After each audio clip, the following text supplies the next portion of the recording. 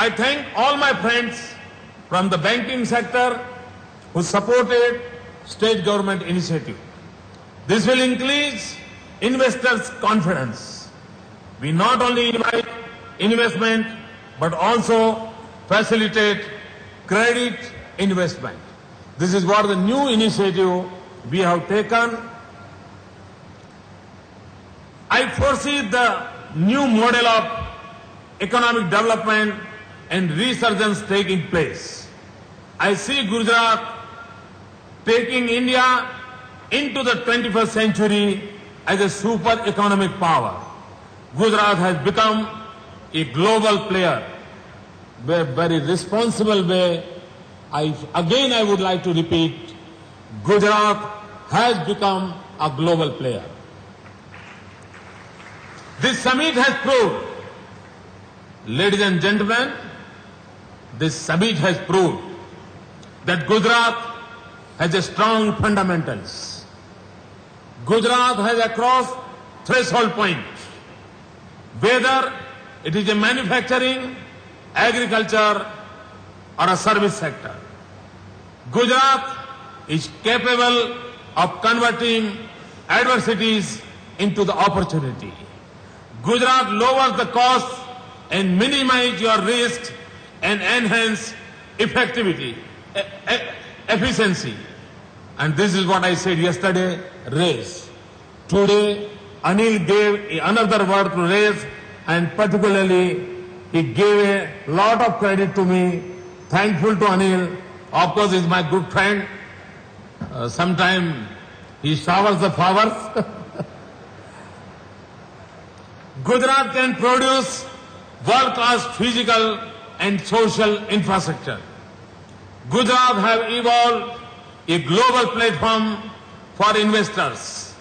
Gujarat will give a sustainable economic development model to other developing countries. And this is what in 2011, my words, you will feel that I have proved that in 2011, for the developing countries, Gujarat will be the model. Once again, I thank all of you who have served the commitment, investment in Gujarat. I promise that your faith and confidence in Gujarat will be fulfilled to the utmost satisfaction. People of Gujarat and my government are committed to these promises. You are now part of our family. I always say, the 55 million Gujaratis in my family. Now you are a part of my family. It is now our responsibility to see that our business experience in Gujarat must be smooth and pleasant. As I said yesterday, we will meet in 2011 for another investor summit. But we will make it a vibrant Gujarat, will be the golden Gujarat. मित्रों, किसी जमाने में ऐसा कहा जाता था कि परमात्मा को 100 भुजाएं थी। कभी कहते थे कि ईश्वर को 1000 भुजाएं थी। सहस्त्र बाहु वाला परमात्मा हुआ करता था। मित्रों, मैं इस समिट की सफलता के बाद ये कह सकता हूं कि मेरी सरकार के पास 10 लाख भुजाएं हैं।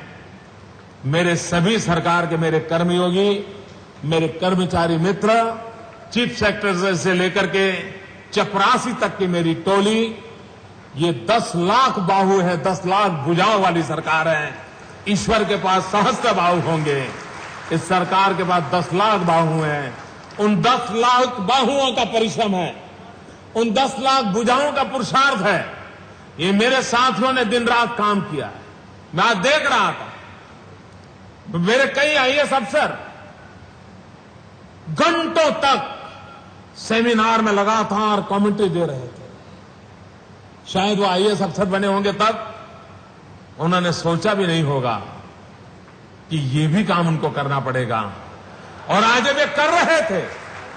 जब आज वो कर रहे थे, मैं उनके चेहरे पर देख रहा था, मैं उनके उत्साह को अनुभव कर रहा था और मैं देख रहा था वो भी सोचते थे कि इतने बड़े महान कार्य के हिस्से बनेगा शायद ईश्वर ने उनको निमित्त बनाया है। ये जो पुरुषार्थ और परिश्रम मेरे इन सभी साथियों ने किया है, मैं इस सार्वजनिक मंच पर से उनका अंतःकरण से अभिनंदन करना चाहता हूं, उनका बहुत बहुत धन्यवाद करना चाहता हूं। मित्रों, क्रेडिट तो मुख्यमंत्री को मिल जाती है, तस्वीर अखबार में मुख्यमंत्री की छप जाती है, टीवी के स्क्रीन पर शायद मुख्यमंत्री दिखाई देते हैं, लेकिन ये सब तब संभव होता है जब ये लाखों लोग एक विश्वास के भरोसे अपने आप को खपा देते हैं, जी जान से एक मिशन के रूप में लग जाते हैं। मैं श्रीमान राजगोपाल जी को और उनकी पूरी टीम को बहुत बहुत साधुवाद देता हूं, बहुत बहुत अभिनंदन करता हूं।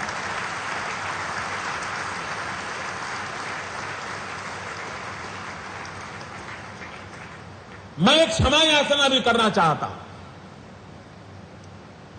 हमारी जितनी ताकत थी इस सभागृह को बड़ा बनाने की हमने कोशिश की, लेकिन कल इस सभागृह के बाद 2 और सभागृह बना दिए, खोल दिए गए।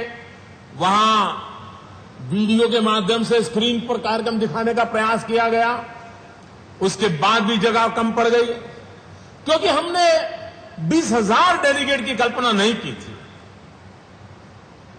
और ऐसी समिट में 20,000 डेलीगेट का आना और पूरा समय रहना, मित्रों, ये अपने आप में, जैसा सुनील बता रहा था, अपने आप में मित्रों, जैसा उन्होंने कहा कि मैंने ऐसी समिट नहीं देखी। मित्रों, 3 समिट देखने के बाद 4थी समिट में मुझे कहना पड़ रहा है मैंने भी ऐसी समिट नहीं देखी।